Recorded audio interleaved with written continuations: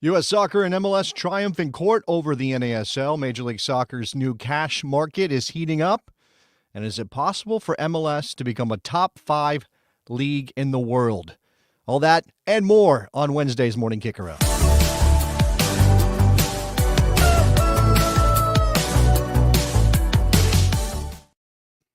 Hello, everybody. Just me, Jason Davis, today on Morning Kickaround. Our good friend Robert Kerr is under the weather. Wishing Robert the best.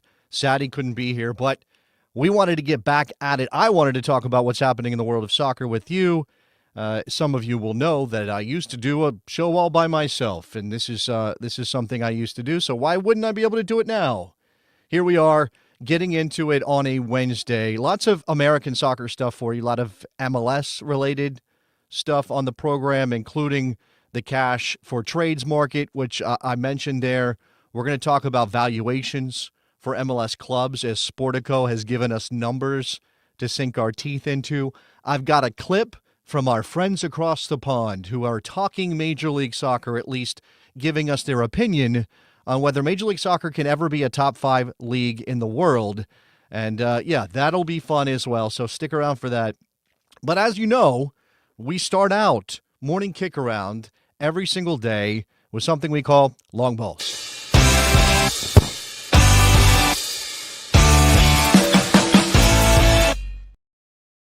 All right, before I get into the news, please subscribe to the channel.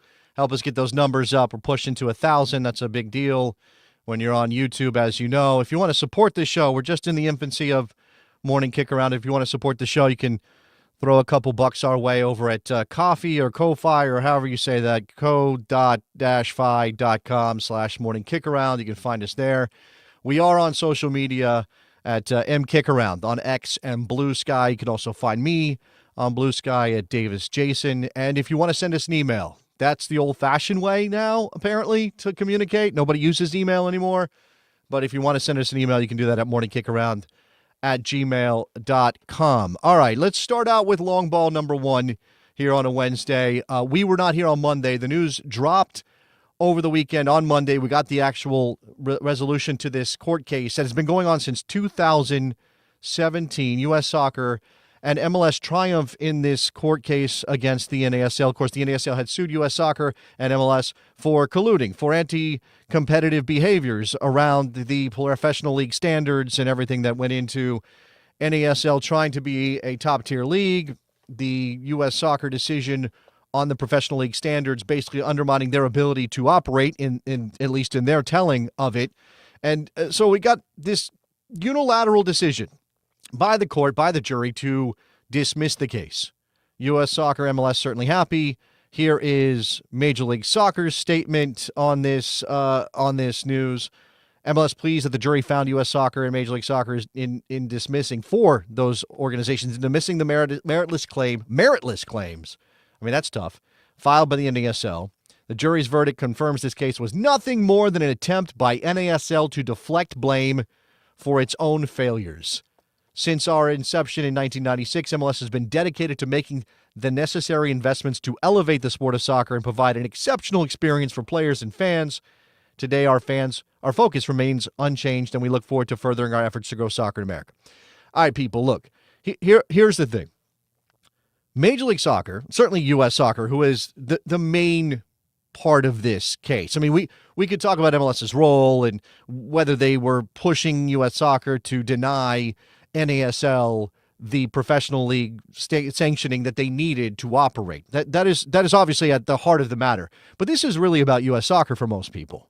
Right? This is about how everybody sees U.S. Soccer as an engine towards holding the game back rather than helping it grow.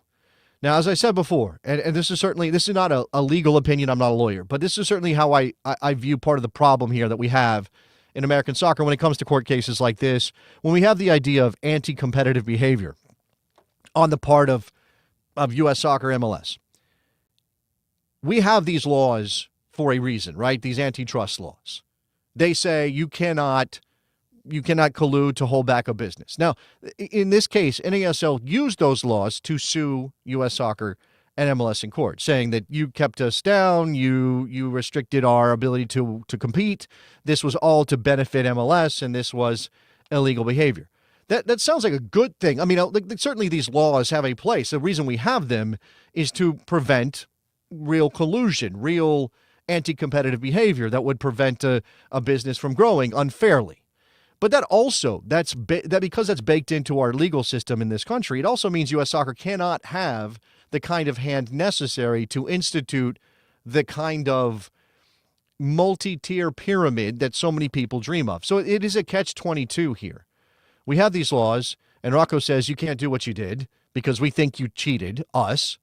But we also have a U.S. Soccer that can't go too far down that road or they will be sued. And ultimately, in the end here, what the court decided is that NASL was so poorly run, it didn't matter whether there was anti-competitive things happening. Actually, that's probably not fair. But NASL was so poorly run that they were unable to prove that the reason why they ultimately were not able to succeed as a league is because U.S. Soccer and MLS did anything that was untoward. Here, that was MLS's statement. Here is Jeffrey Kessler's statement, the lawyer for the NASL.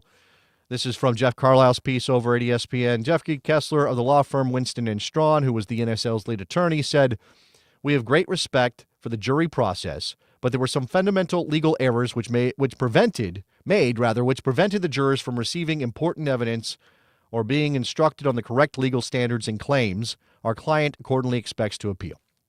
This is standard boilerplate stuff. Like, I can't tell you if he's right. I mean, I can't tell you legally if he's got a point here, but I will turn to a lawyer, our friend Stephen Bank from the UCLA Law School, a man that I interviewed on this show just a week or so ago, 2 weeks ago, as the trial was getting underway, as we tried to catch everybody up on what had been happening since 2017, now that we had finally reached this point. And I hope to get to talk to Stephen Bank again to kind of put a bow on this. So he says, under antitrust law, defining the relevant market is critical. And then he says, my guess is that the jury was unconvinced that D1 and D2 U.S. Pro Soccer leagues were actual markets, given that fans and sponsors and players can freely go to other soccer leagues, other sports leagues, other countries' leagues, or other entertainment generally, right? The idea here that Stephen is explaining is that soccer is not unto itself an individual market, right? Soccer is not a market. Sports are a market, or international things. I mean, again, this kind of comes back to what Jeffrey Kessler lost, the court case he lost against MLS with Frazier v. MLS 20 years ago, or 25 years ago almost at this point, which was the challenge to the single entity model of Major League Soccer. At that point, the argument was this restricts the ability of these players within the league to move freely because you've got this single entity and you are dictating where players play, and they can't pit one club against another in order to get a better contract. And the court basically said, well, you can go to a different league. You can leave. You can go somewhere else. You can go play in a different league. You don't have to play in Major League Soccer. Therefore, you don't. Your point or your argument here doesn't hold water legally, even if it doesn't feel right. And let's make sure that we're clear on this. This does not feel right. I don't believe for a second that U.S. Soccer and MLS didn't have conversations about NASL as a challenge to Major League Soccer's dominance in America. Right? I don't believe for a second they didn't have those. But whether or not it measured up, and again, whether or not NASL proved its case are different things. And I've certainly seen the opinion from people that this just, MLS can and U.S. Soccer can just go on colluding again. They can just go ahead and keep doing this. And there's certainly a cynical viewpoint on where we are with this situation and how soccer grows. And I will say that I tend to agree with my friend Justin, the illustrious president of the Sons of Ben. It's laughable that MLS says it's growing the sport in North America when it tried to kill the Open Cup. Right? This is the tension between business and what is good for the business and sort of what is good for soccer writ large. And those things don't always overlap. Right? That's the problem we have fundamentally in America. At this point in capitalism, at this point in our history as a country, and as a country that is so business focused, right? This is why antitrust law exists. This is why we are putting into place or choosing certain things when it comes to how businesses operate, right? I've been thinking about this a lot with some of the recent happenings in the world, and not to get political, because that's not what this is for, but certainly we live in a world where the idea that private business should be in charge of things, it kind of makes sense. Let the market decide. This is what a capitalist would say. Let the market decide what the people want, right? If the people respond and buy a product, well, that's the market deciding. And certainly and for some people, there shouldn't be any rules around what you can tell a company how they can operate, right? Let the market decide. But then you can't trust that any business is actually keeping the interest of its consumers, its customers, in Major League Soccer's case, its customers, at heart in every step of the way, everything that they do, right? And in the case of Major League Soccer, this magnanimous idea that Major League Soccer is here to grow the sport in America only goes so far as it helps Major League Soccer as a business. Because Major League Soccer has shareholders, right? They've got people that have invested, and they have to respond to those people, right? There is a fiduciary responsibility in every business to the shareholders. You have to do what is best for the shareholders. And guess what? Oftentimes that means you are doing things that aren't good for the customer, for the consumer. And that's the tension that we're in right now with Major League Soccer. Major League Soccer has done plenty of good things in American soccer. I think it would be ridiculous to say otherwise. That doesn't mean that Major League Soccer has been perfect or that they didn't do things to maintain their market dominance. I don't know that they were really afraid of NASL, but every business, it doesn't matter how small the potential competition, every business moves to protect itself, to protect its market share when things like that come up. So NASL loses. The case was flawed from the beginning. There was really no hope of NASL winning this based on some of the things that came out in court. We did talk about Carmelo Anthony going up on the stand and talking about a situation in Puerto Rico, which makes me sad because, as I've mentioned before, my wife is Puerto Rican. I would love for soccer to thrive in Puerto Rico. I do believe a new team is starting soon in Puerto Rico, backed by Yadier Molina, former catching great of Major League Baseball, and apparently Bad Bunny's involved somehow as well, so I'm excited for that. Let's see what happens in Puerto Rico. But Carmelo Anthony couldn't hack it in Puerto Rico partly because of Maria, and the court was basically like, why is he talking about things that are about his club and not about what the league suffered through whatever collusion may have been involved? All right, long ball number 2 here on this Wednesday. The MLS cash market is heating up. This has been an interesting development. We just got word that this was going to happen a couple weeks ago, anxiously awaiting the first moves. Right away, people started talking about Luciano Acosta, who wasn't happy in Cincinnati and may not be a Cincinnati player for much longer, with some news out that he may be going to Argentina. But then you have Evander as well, and there was all this thought, Evander of the Portland Timbers, all this thought that the cash market was going to lead to big player movement. And it has led to moves. I'm not sure I would call them massive, but the numbers are interesting, right? Because they're sort of setting this market within Major League Soccer. Number 1, Jack McGlenn goes to the Houston Dynamo from the Philadelphia Union for $2 million with a 50% sell-on clause for the Philadelphia Union. Now, what's interesting about that is that the Union actually owe the Red Bulls and NYCFC some cash because they broke the homegrown rules when they signed Jack McGlenn. So how much of that 50% they get to keep is kind of up in the air. And whether or not, obviously, Houston ends up selling Jack McGlenn. We just all watched him score a wonderful goal for the U.S. men's national team in January camp. I think people are high on him. From a club perspective, he did not fit the ideals, the on-field plan for the Philadelphia Union and Bradley Carnell. Bradley Carnell, you know him, right? He comes out of the Red Bull system. He goes to St. Louis. They play the high-pressing game. He's now in Philadelphia, where they like to press, and they've been pressing for a long time under Jim Curtin. And if they're going to amp that up even more under Bradley Carnell, Jack McGlynn's not that player. He's not the guy who's going to be pressing from his position in the way that Carnell would want. So what is he? Well, he's an asset. And you sell him to Houston, who has some holes. Hector Herrera has left. Coco Carrasquilla has left.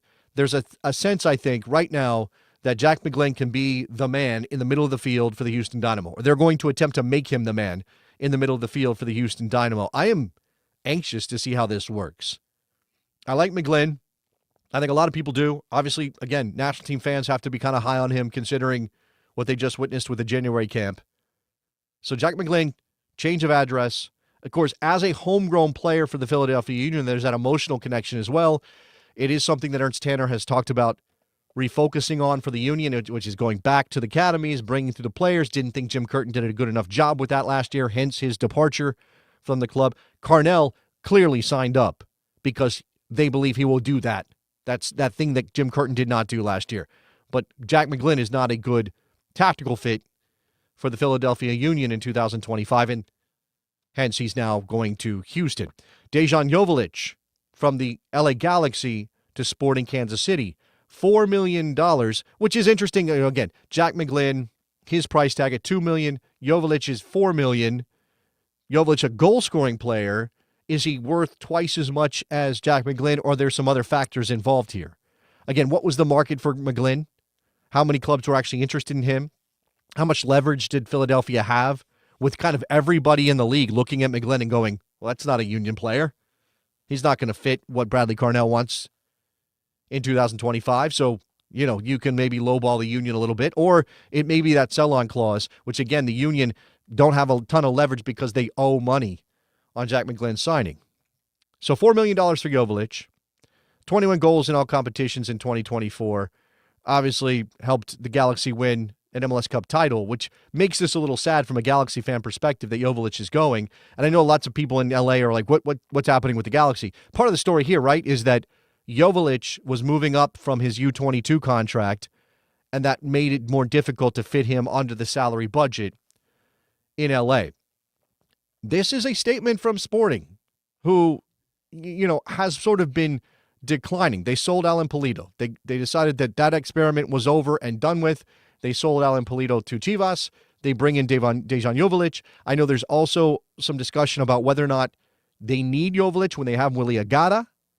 Is there a way to play those two guys together? Is Joveljic an actual upgrade over Agada? I definitely think those are questions worth asking. I am sort of more interested, though, in what this indicates as to how Sporting Kansas City intends to compete. Because they did take a couple swings in terms of signings, Pulido being the biggest one of them, and none of that has really panned out. Now, they're not going to be a big spending club. They just don't have the money. Right? That's not a deep-pocketed ownership group. They're occupying a pretty small market by MLS standards. And so what does that mean? And actually, when we get into later Sportico's valuations on Major League Soccer clubs, that might give us a little bit of an insight as to, where Sporting sort of ranks and what kind of moves they can make. Now, they are paying $4 million in actual cash. I mean, this is the fascinating part of this. We've never seen this before. We're still kind of adjusting to this idea that a team can say, we want that player.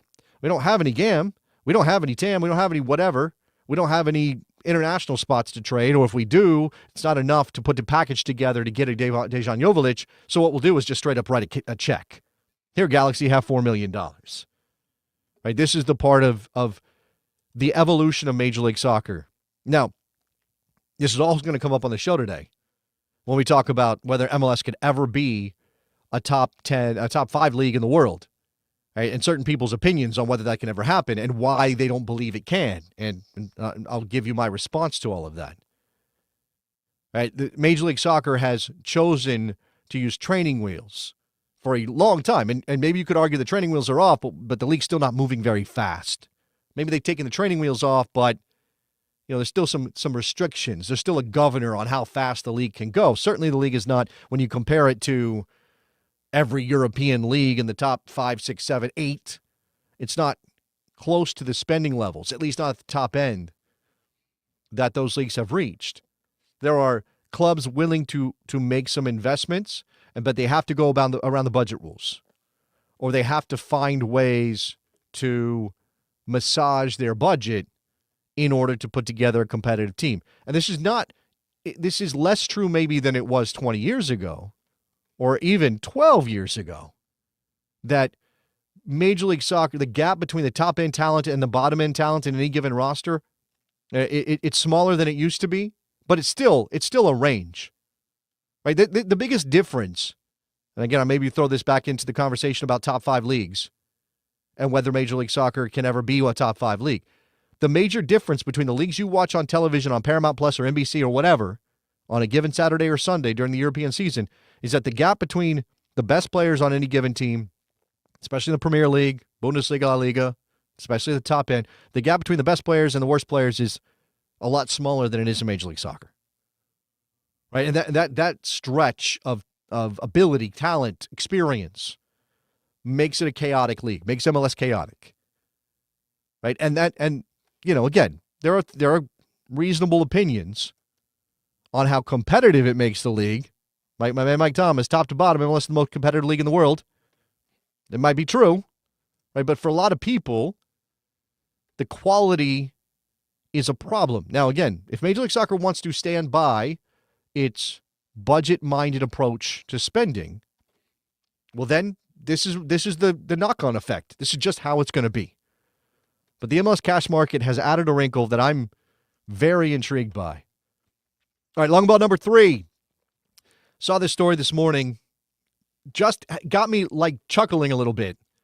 Premier League says that player celebrations could lead to punishment if they are deemed to be critical or mocking. Quote, some of the celebrations have been very funny and entertaining, but there's a line. This is Tony Scholes, the Premier League's chief football officer. Once it crosses over into mockery or criticism, then we would need to deal with it. First of all, who gets to decide whether a celebration is mocking or critical?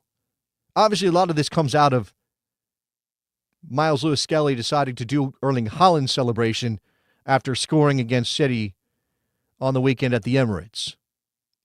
And I've been in at various points in my life a scold. Some of you probably have been too. Maybe you've been a scold. Maybe you've said things, you shouldn't do that. It's disrespectful. Right? What comes to mind for me is a lot of baseball stuff. I was a baseball guy. If you asked me when I was 25 whether I thought bat flips were okay, I would have said, hell no. Bat flips are terrible.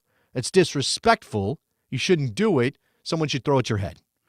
That's what I probably would have said when I was 25. You ask me about a bat flip now, I'm saying do it. Flip that bat as far as you want. Now, don't hit anybody with it, but flip your bat. Right? This reminds me of the NFL's no fun league period. Someone will remember this. Some of you are old enough to remember the NFL's no fun league period. Justin, EPL taking a page out of the NFL's book by being a bunch of fuddy-duddies. The NFL's not in that area now. There are some lines you can't cross. You can't do pantomiming gun celebrations, which is actually mentioned in this story over at Sky Sports. It mentions that the NFL has rules about whether or not you can, pretend to shoot people. Players who imitate the shooting of weapons when celebrating face heavy post-match fines. Phil Foden and Joshua Zirkzee have pretended to fire guns toward the crowd after scoring goals but received no punishment. Tony Scholes said there's a balance. I think we all like to see celebrations. Some of the celebrations have been funny. There's a line. Okay, so again, what is the mocking line? This is a bad idea. This is a bad idea. Why would you want to make your product less entertaining? Now, I'm not saying that fans come to the game for the celebrations, but the celebrations are part of the drama. They're part of the fun. And lots of celebrations are boring. Lots of celebrations are just terrible. We prefer a creative celebration. We prefer something that actually, oh, look, wow, that's funny. That's interesting. That's cool. Now, I'm not sure about doing somebody else's celebration. First of all, nobody owns a celebration. What is this? It reminds me when I was a kid and I was really into the WWF at the time. And as a kid, I was just naive and dumb. And we used to make a big deal. We used to talk about how big a deal it was for one wrestler to do another wrestler's finishing move. Oh, that's patented. You can't do that. It's not allowed. Not allowed to do their move. But of course, that was built into the drama of the WWF, right? Of pro wrestling. So if one wrestler did another wrestler's move, why wouldn't you want that in the Premier League? Is Erling Haaland such a precious flower that he can't handle MLS doing his celebration? Is that what I like to understand from this response by the Premier League? I do like fuddy-duddy. Shout out to Justin for throwing that fuddy-duddy. Don't get to say that very often. The Premier League is talking about being fuddy-duddies. First, how would you even... What, do you have a panel? We talking about some panel that's going to decide whether a celebration crosses a line. And what, again, okay, don't mock violence. That's not cool. Don't mock plane crashes, people dying. Don't do any of that. Right? Don't do those things. Don't bring divisive... Wow, man. Don't be racist. Yeah, thank you. That's it. Don't be racist. That's a good one. Please don't do that. This is the banter, right? This is what we're talking about as fans when we get done watching a game. Right? We're talking about Arsenal beating Manchester City 5-1. But we're also talking about the celebration. We're talking about, is MLS petulant? Is he a problem? Is he disrespectful? Does any of this make, if you're an Arsenal fan, you love it. Giving as good as you've gotten over the years. If you're a City fan, you're upset. But that's what it is. That's what sports is supposed to be. Ultimately, nobody's getting hurt here. Who's getting hurt? Whose feelings are getting hurt? Some feelings are getting hurt. Is that what this is? Now, I understand that as a society, we might have an issue with respect. And maybe this is that thing where it's like, it becomes this, if young people are watching the players be disrespectful to one another in a game, celebrating in such a manner, well, then they'll take that lesson and then they'll be disrespectful in life. Yeah, I think within the context of the sport, you can, as a parent, and please be a parent. If you're a parent, be a parent. Stop being so concerned about what somebody else is doing and trying to police their behavior. How about just take care of your own situation and tell your kid. I got a 4-year-old. He's starting to understand things. He watches soccer with Papa, and he'll ask me 1 billion questions. And if he asked me, why is that a thing? What is happening there? Oh, he's doing the celebration. Oh, he's doing a celebration. And that's that other player's celebration. And he's doing it because that other player at one point told his manager to be humble. That's a whole thing. That's going to be tough for me to explain to a 4-year-old. But, I wouldn't be, after that happened, I wouldn't be saying, oh, he shouldn't have done that. That was disrespectful. I'd be saying, in the game, this is part of the rivalry. This is a sport. This is competition. That's not real life. I mean, not real life where you go out and you are respectful to the people around you. So the Premier League, reference in this story, Jamie Vardy mimicking an eagle when he scored against Palace. He was criticized by some for his interactions with Tottenham supporters at the end of last month. I mean, just referencing these moments where these players have been a little bit, loose, a little bit aggressive. Not even the right word. Aggressive's not unfair.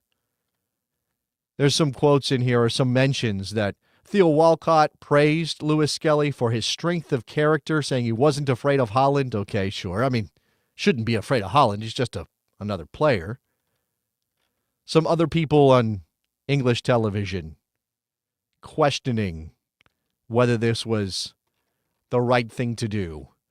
I think, of course, it's always like Jamie Carragher thought this was a bad thing and criticized the celebration. All right. Enough of that. Don't police celebrations that aren't actually hurting anybody would be my, This is a good one. It's shushing the crowd, mocking, right? And we can go back and we can think, okay, here's a good recent example where this became a story, right? Thibaut Courtois, while playing for Real Madrid against Atleti at the Metropolitano, shushes the crowd. And we have this crowd incident, right? And Courtois was scolded for shushing the crowd or doing whatever he did, inciting the crowd. Maybe it wasn't shushing, inciting the crowd for a team that he used to play for, right? And that was the big deal. Oh, again, stop being so sensitive, I guess, is what I would say to any of that.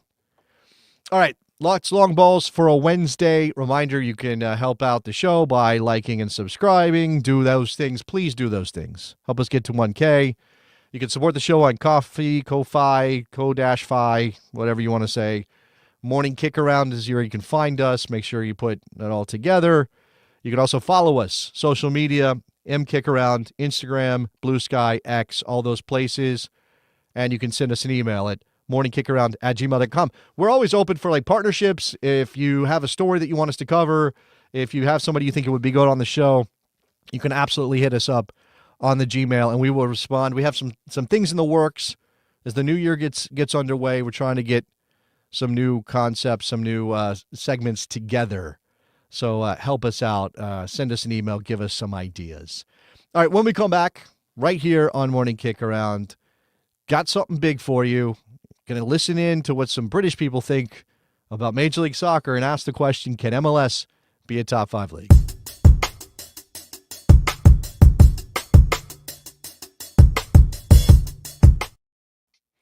All right, here we go.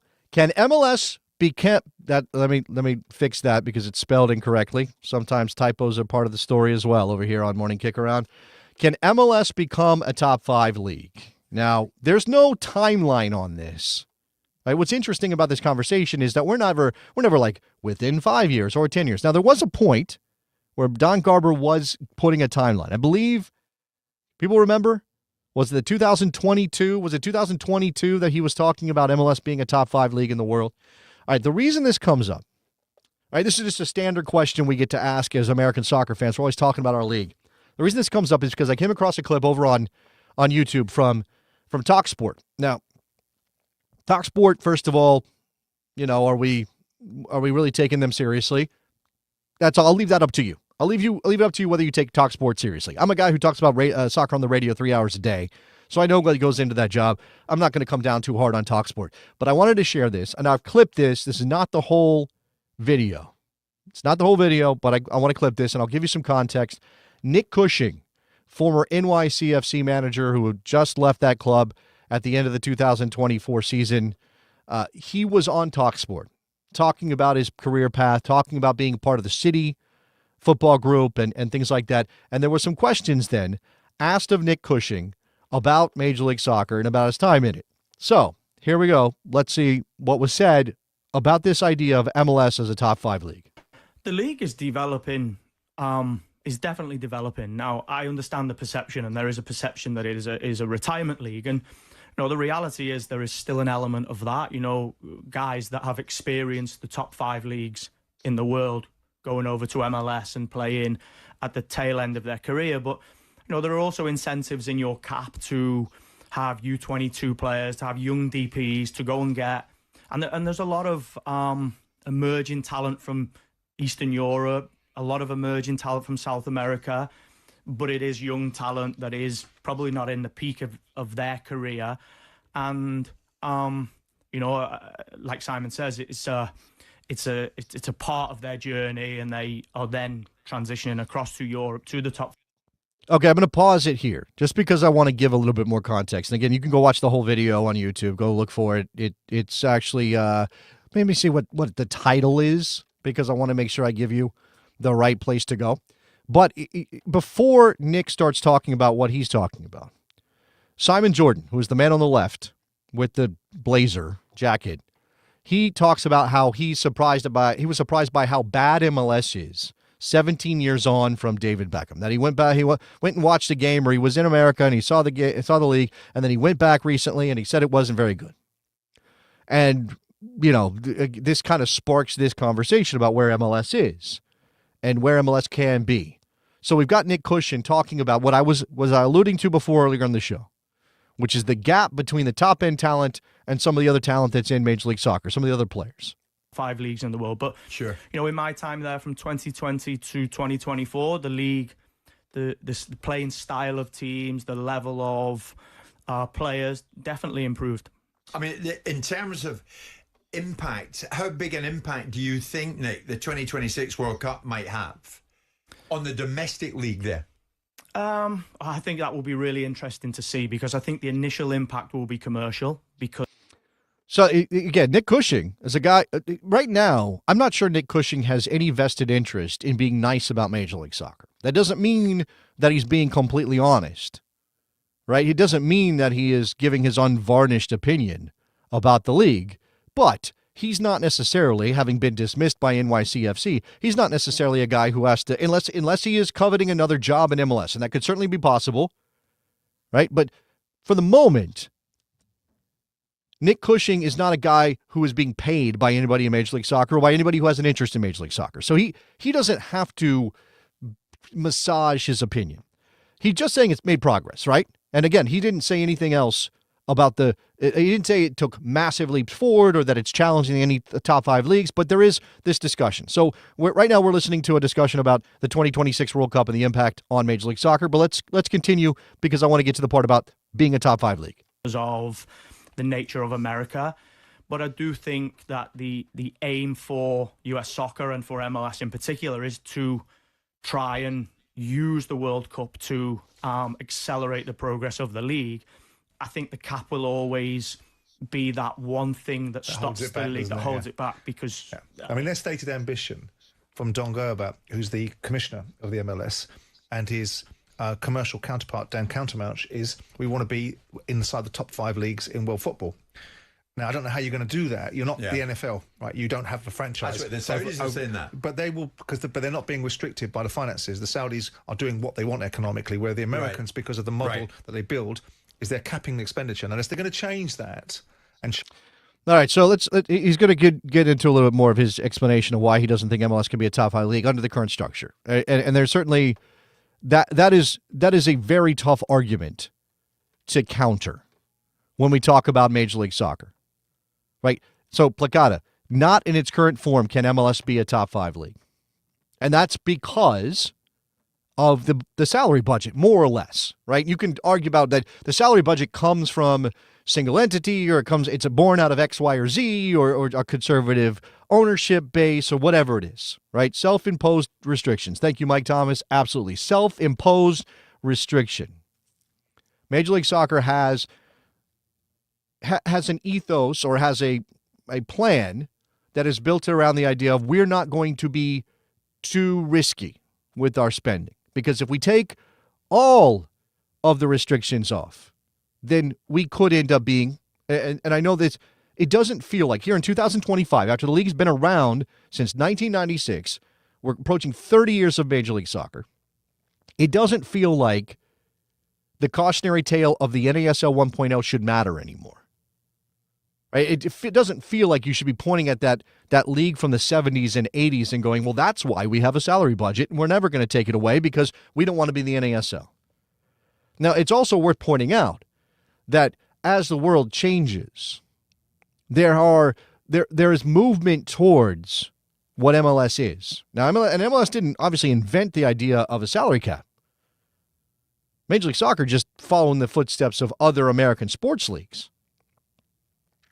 Now, the problem for Major League Soccer, of course, has always been that MLS exists in an ecosystem that includes all these other leagues, all these other countries, all these other levels of the sport, something the NFL never had to deal with. The NFL can say, let's put a salary budget on our teams, and it won't matter because there's only one major professional American football league. They're not competing against anybody for players. There's only one place to go if you're a professional football player. It's similar to the NBA, although there are a little bit better options for basketball players than American football players. But this is the idea. Okay, so the idea is, from Simon Jordan, you cannot be top 5 if you have a salary budget. And that's the crux of this question. Can you find a way to break into top 5 without getting rid of your salary budget? Change their approach to it. There is no chance that the MLS is going to be a major league in world football. No chance. No chance. All right, so there you go. I mean, that's... I don't think you can say, well, that's completely wrong. Right? I don't think based on on what the current situation is and the path that Major League Soccer has been on, that you can say, well, that's an insane thing to say, that it will never be top 5. But a lot of things would have to happen in order for MLS to break into the top 5. And by the way, I'm not even sure that being top 5 matters all that much for Major League Soccer. Now, we just have this natural inclination. I mean, the American ideal is always to be the best, to be bigger, to continue to grow. Right? I talked earlier about capitalism and business and all those things, and how businesses always act in the best interest, their own best interest. And the idea is almost always that if you're not growing, you're dying. Right? There are maybe some small businesses who find their niche and, I got a coffee shop, or I got a bookstore, or I make, empanadas, or whatever it is. And hey, we're happy with our business. We've got one location, or we've got a food truck, or whatever it is. And I don't know why I'm specifically talking about food. Maybe I'm hungry. But there are those businesses that exist. But generally speaking, what are people who run businesses trying to do? They're trying to grow. They're trying to expand at always. Right? That's the dream, because then you are, well, if you own the business, then you are wealthy. In the case of Major League Soccer, it has always been a driving force. They want to grow. Now, they've always been very careful about how they grow, but they want to grow. Now, again, how you do that in America is different than how you would do it almost anywhere else in the world. And these are not excuses for how Major League Soccer does their business. Jason says MLS sells experience, is not trying to sell soccer. I think that is extremely generalized in terms of how you should view MLS. MLS is not so focused on putting the absolute best product on the field. Or rather, again, okay, this is another part of this, right? When we talk about soccer in America, professional soccer in America, I know if you are a fan of lower division soccer or you want to see an integrated pyramid, okay, we acknowledge you, and we're going to put you over here for a second, because again, the biggest league, the strongest league, the wealthiest league is Major League Soccer. That's undeniable. We don't talk about individual clubs and then come back around to the league the way you would with the or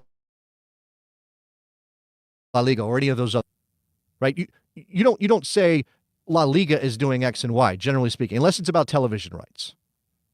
But you don't talk about the league dictating things about how any of that operates. The La Liga does have spending rules, which are coming down on clubs like Barcelona and those kind of things. And those things are happening.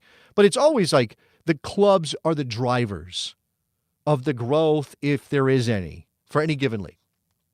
That's not how Major League Soccer works. It never has. And really, that's not how any American pro sports league works, outside of maybe Major League Baseball, because it existed sort of prior to this idea that the league comes first and then you populate it with clubs. Right? That's Major League Soccer is the business entity that we focus on first. And then everything is sort of from MLS and trickling down. And that is, again, I think it's a fundamental difference, not just in terms of organization, but in terms of how it operates. So when we talk about whether MLS can become a top 5 league, it is so fundamentally different in terms of how it views that idea that I don't even know if it's worth asking.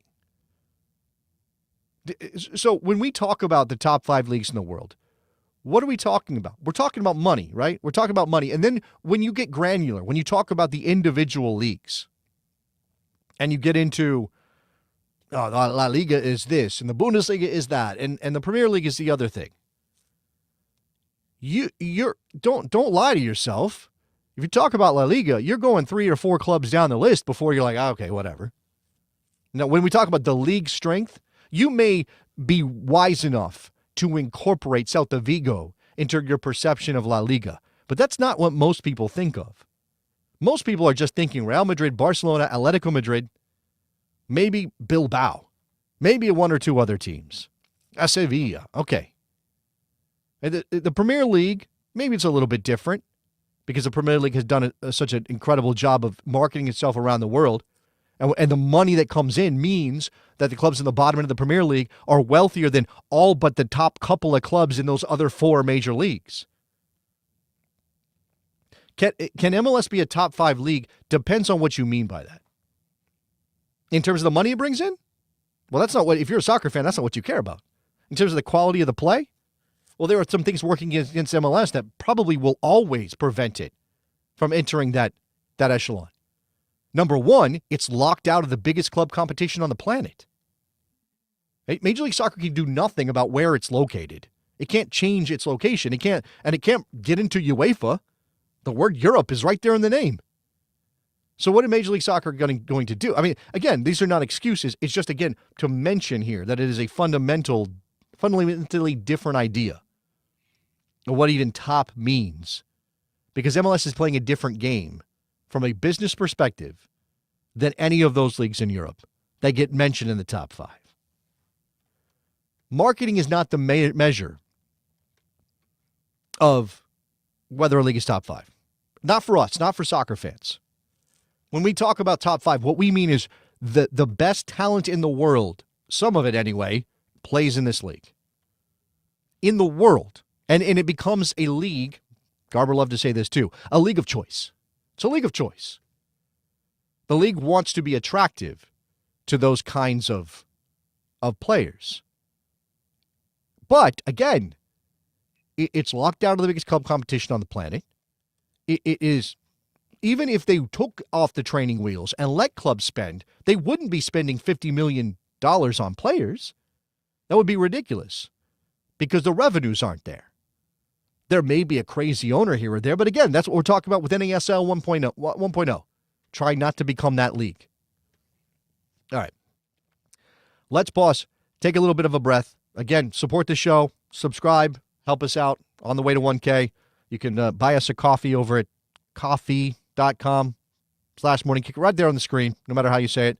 Support the show, or follow the show, rather, on social media. Kickaround, Instagram, Blue Sky, X. You can reach out via email at Gmail, morningkickaround@gmail.com. I'm going to take a little bit of a breath, catch up on my thoughts, or try to gather my thoughts, rather. And we're going to talk about something else MLS related, and that is MLS valuations.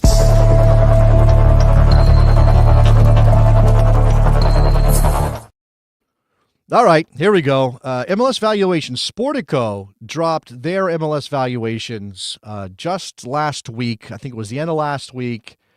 I have all 30 teams and their numbers here that I'm going to share on the screen. We'll start with, actually, I'll make myself a little bit smaller because I don't think that that's the best way to see. Well, we'll leave it here. Los Angeles FC, LAFC, number 1 on the list, $1.28 billion, according to Sportico. And you can see the value change there. Which, again, LAFC being number 1 is maybe not a shock exactly, but it is interesting that Inter Miami hasn't passed LAFC because of the Messi effect. The Galaxy at number 3. Atlanta United actually dropping a little bit down to number 4. NYCFC, a team that does not even have their stadium yet, is number 5. Now imagine that stadium, although they didn't move from last year. NYCFC has been number 5 on the list for at least the last 2 years. Austin, Seattle, Columbus jumping up, Cincinnati jumping up, Toronto falling, Portland, DC United, Charlotte. Actually, mildly surprised DC United has that kind of valuation, although it's a 0% change from last year. Charlotte, Philadelphia, St. Louis City, and then the second half of the league, Minnesota United, Sporting Kansas City, 17th on the list. Sporting Kansas City. As I mentioned earlier, that with the deal to buy Dejan Joveljic and sort of the money that they spent, what is their spending power? The fact that Sporting Kansas City is worth more, according to Sporting, okay, the other part of this thing that's worth mentioning is I don't think they're arbitrary numbers. I think they're informed numbers on some level, meaning that Sportico is using information at their disposal to make these valuations. But whether or not anybody would pay this money for any of these teams is an open question. Don't just say no. Just don't say no, that no one would ever pay that much. It's possible no one would, but we actually aren't sure. And so much at what's at work here when it comes to sports teams, right? Any sport. I actually was over on Blue Sky, I think, the other day, and I don't have the visual here for you, but perhaps I can bring up the Blue Sky post to tell you what I'm talking about. Tariq Panja, who writes for the New York Times, The Athletic, the New York Times, I guess is where his bylines appear. He referenced, I believe this is a cricket team. I think this is a cricket team. The London Spirit. London Spirit 100? I don't know what that is. What is 100? Somebody help me out. That's the one thing I don't know. London Spirit 100, valued at £295 million. And Tariq writes, the price tag for the London Spirit 100 team is mind-boggling. The prospective new owners, American tech tycoons, will pay £145 million for 49%, giving the team a valuation of almost £300 million. It doesn't own any infrastructure. It is just a couple years old and generates less than £2 million in revenue. How disconnected, right? You're looking at these numbers and you say, wow, these numbers are so disconnected from reality in terms of what Major League Soccer clubs actually bring in. How can you say that any of these teams are worth this much? It's got to be a bubble. But this is a bubble everywhere right now. If it isn't a bubble, 100 is cricket. Thank you. I figured it was. I guessed. I got it right. Thank you, Ethan, that this was cricket. So this cricket team in London goes for almost, or is valued almost at £300 million, which is what, $350 million? Right? And it's only a couple years old, and it doesn't bring in any revenue relative to its price tag or its valuation. Tariq writes, sport, specifically selling teams to people with more money than they know what to do with, creates this type of silliness. Add a touch of ego, created by battling other people with more money than they want to do with, a sense of scarcity, FOMO, and this is where you land. This is it. Right? Major League Soccer may not be, and I see this all the time, right? How many times have you seen someone say, why would you buy an MLS team when you can spend a fraction of that money? Or why would you pay for a franchise in Major League Soccer via expansion, whatever? Why would you do that? Why would you do that instead of going to England where you can buy a team for a fraction of the cost? Not just a team in the National League, for example, trying to do a Robin Ryan. I don't mean that, but even teams in League One or the Championship, they don't cost nearly as much. Now, again, this is a good point. The threat of relegation brings the price down. Right? The threat of relegation means that you have to worry about your revenue dropping significantly if you get relegated, and therefore that means there's a discount. Right? But the other side of that coin is spend a fraction of the money you would pay for an MLS team, and then you can be promoted, and then you can one day be a Premier League team, and you can pull off the Robin Ryan story, which seems to be coming together. I mean, I don't know that they're going to make the Premier League, but they keep climbing the ladder, and people are pointing to that and say, oh, well, why don't you just do that instead? But some of this is not about, it depends on the buyer, right? There are different kinds of buyers, different kinds of interests. The idea that people want to be involved in sports, there are only so many of those opportunities around, right? How many American billionaires? I don't even know if they're all billionaires. How many American tycoons coveted the idea of owning an NFL team just because there's only 30 of them or 32 of them? And if you are in that club, you're a special level of wealthy, of rich. You're a special level in that. Again, if you want to talk about semantics, all right, I'll bring Jason back in here on the chat. You cannot buy an MLS team. All you can do is become an investor in the league itself. The league allows you to run a franchise, a team in a particular location. That is, if you want to be pedantic about it, that is true. Right? That is true. That you are not buying the club itself because the club itself is not an individual business.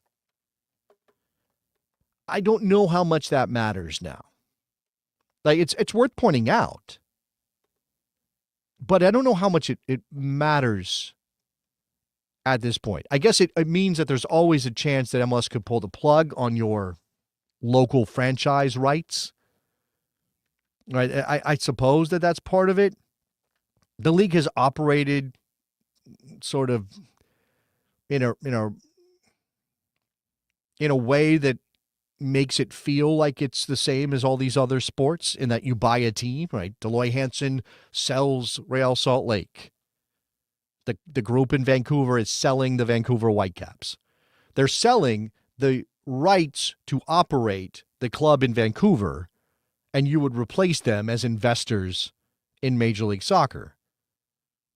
Right? But when the club, the rights go up for sale, you are paying the valuation based on that location and those revenues. Again, you don't have to put a ton of stock in this if you don't feel like it.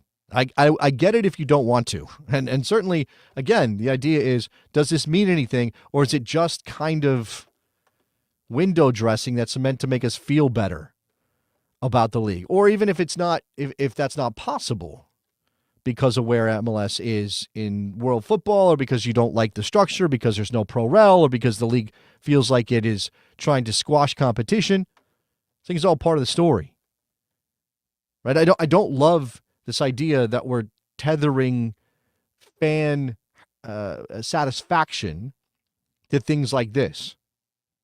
Right? Or even, if you want to talk about it, it's a little dirty to be like, oh, the league spent $25 million on a player. Look at how far we've come. That's such a big deal. It's such a great thing. That's only relative to the rest of the world, right?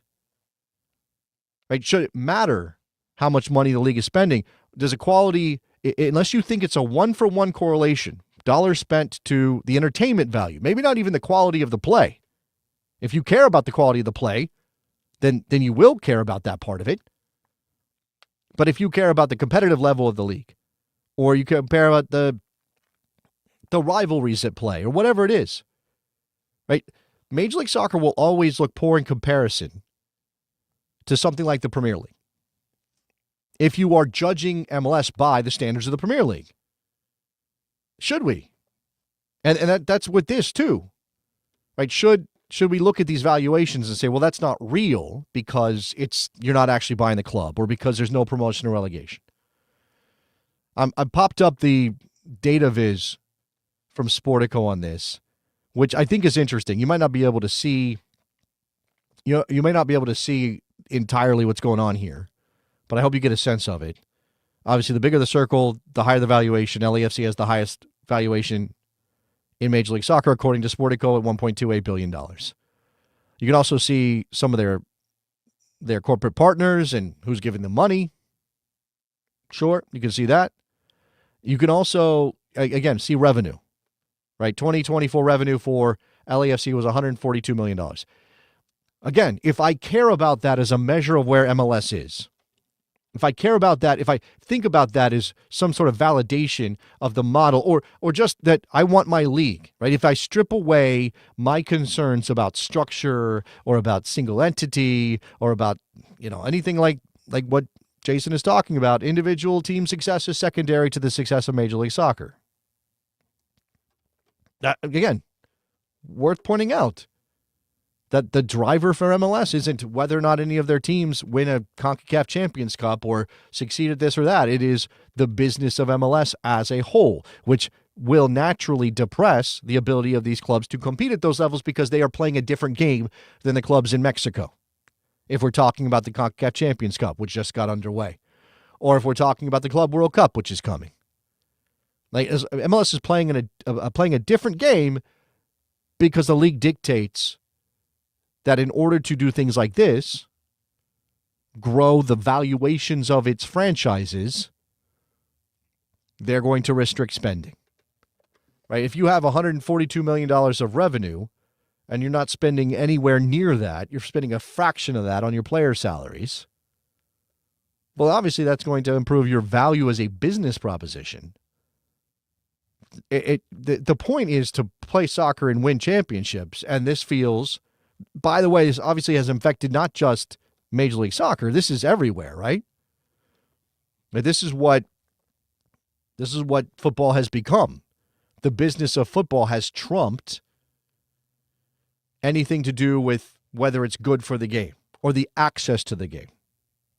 I always think about, when these topics always come up, I always think about the FC United of Manchester people who split away from Manchester United as fans, whatever that was. How long ago was FC United of Manchester founded? Right? And they did that because they didn't like the influence of Sky Sports on their club, on their league, on the things they cared about, the football. It wasn't pure to them anymore. So they went off and started their own club, started from the bottom of the pyramid in England, named it FC United of Manchester, and they go out and they sing songs and they watch their team and they feel content. They're not going out to Old Trafford anymore, and that's okay with them. 2005. If you don't know the story of FC United of Manchester, go look it up. They didn't like Glazer taking over. That's part of what it was.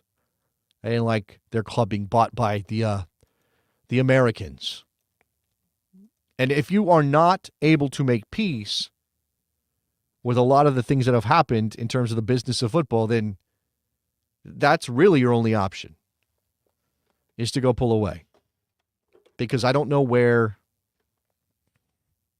we go from here in terms of how much business has taken over, how much the interest in making money has taken over. It is things like La Liga setting match times for the Asian market, or talking about playing meaningful league matches outside of their home country.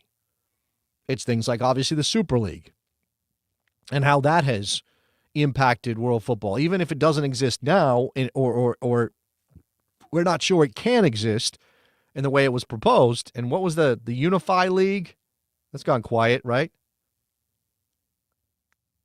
I just, again, so much of what this is people who want to make money, seeing an audience who is so emotionally connected to the possible product here, or to their teams, to their clubs, to the game, that they are more easily exploited than almost any other consumer.